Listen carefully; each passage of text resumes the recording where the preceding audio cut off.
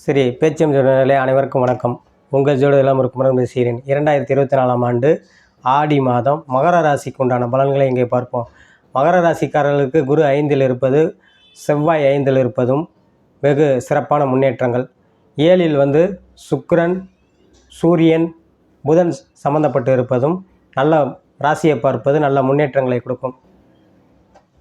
மெயினாக 5ஆம் இடத்துல குரு இருந்து 9ஆம் இடத்துல வர தந்தை வழியில் நல்ல யோகத்தை ஏற்படுத்துங்க. தந்தை வழியில் நல்ல முன்னேற்றங்களையும் அவருடைய ஒத்துழைப்பும் அனுசரிப்பும் கிடைக்கும்.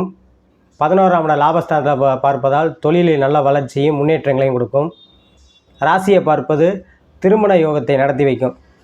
மெயினாக மகராசிக்கார அப்புறம் மங்கள யோசை கேட்கும் மாதமாக அமையுங்க. ஏன்னா நிறைய பேர் திருமணம் முடியலை என்ன ஏங்கி கொண்டு இருந்தவர்களும் வரும் ஜாதகம் பார்க்குற பெண்கள் அங்கிட்டு போய் முடிஞ்சிடும். அந்த மாற்றங்கள் உங்களுக்கு இப்போ கிடைக்க போகுது. ஆடி மாதம் அந்த மாற்றத்தை ஏற்படுத்தி உங்களுக்கு நல்ல வரனை அமைத்து கொடுத்து இன்னும் ஓரிரு மாதங்களில் உங்களுக்கு திருமணத்தை முடித்து வைக்கக்கூடிய அமைப்பை ஏற்படுத்தும் ஆடி மாதம். வேலையில் உள்ளவர்களுக்கு நல்ல முன்னேற்றங்களும் எதிர்கால சிறப்பான அமைப்பில் இருக்குங்க. 3இல் ராகு இருக்கிறது மெயினாக 3இல் ராகு இருந்துட்டாலே மெடிக்கல் ரசாயன சம்மந்தப்பட்ட துறைகளில் இருப்பவர்களுக்கும் முன்னேற்றங்களையும் எதிர்கால சிறப்பான அமைப்பை கொடுக்குங்க.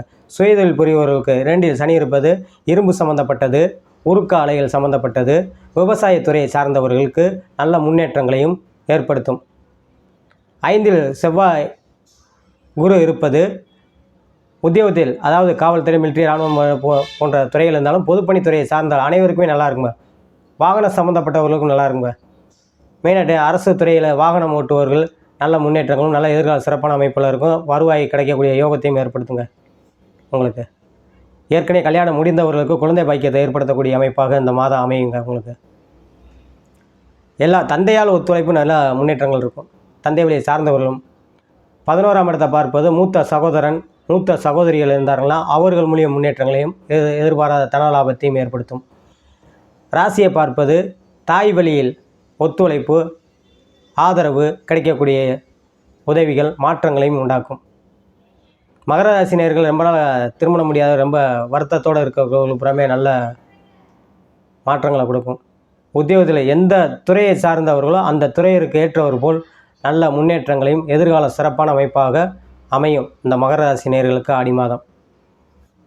ஆடி மாதத்தை பொறுத்த வரைக்கும் மெயினாக திருமணம் திருமணம் திருமணம் ஏன்னா அதான் இப்போ இங்கே நிறைய மக்களுடைய ஒரு குறையாக இருக்கிறது. எல்லாமே நிறைய பேர் ராகு தோசை எல்லாம் எந்த தோசை இருந்தாலும் ஏன் திருமண தாமதம் ஆகிக்கிட்டே இருக்கிறது போது நிறையா பேர் கேள்வி கேட்டுக்கிட்டே இருக்கிறாங்க.